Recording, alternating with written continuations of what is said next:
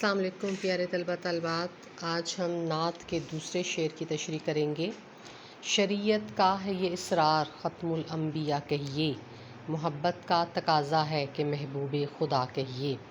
نظم ہے جیسے کہ نعت، شاعر ماہر القادری، اور تشریح اس کی آپ یوں لکھ سکتے ہیں کہ اس نظم میں شاعر حضرت محمد صلی اللہ علیہ وآلہ وسلم سے بے پناہ عقیدت اور محبت کا اظہار کر رہا ہے اور ان کی تعریف بیان کر رہا ہے۔ شاعر کہتا ہے کہ حضرت محمد صلی اللہ علیہ وآلہ وسلم کا مقام خدا کی ذات کے بعد سب سے اونچا ہے۔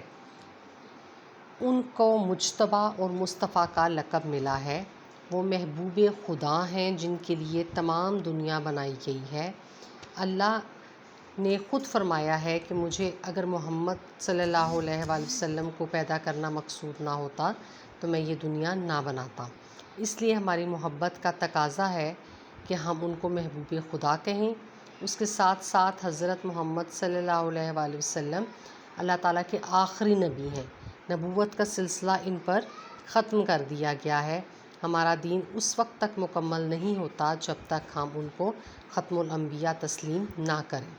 ہمارا ایمان ہے کہ حضرت محمد صلی اللہ علیہ وآلہ وسلم اللہ تعالیٰ کے آخری نبی محبوب خدا ہیں اور ان کے بعد کوئی نبی دنیا میں نہیں آئے گا۔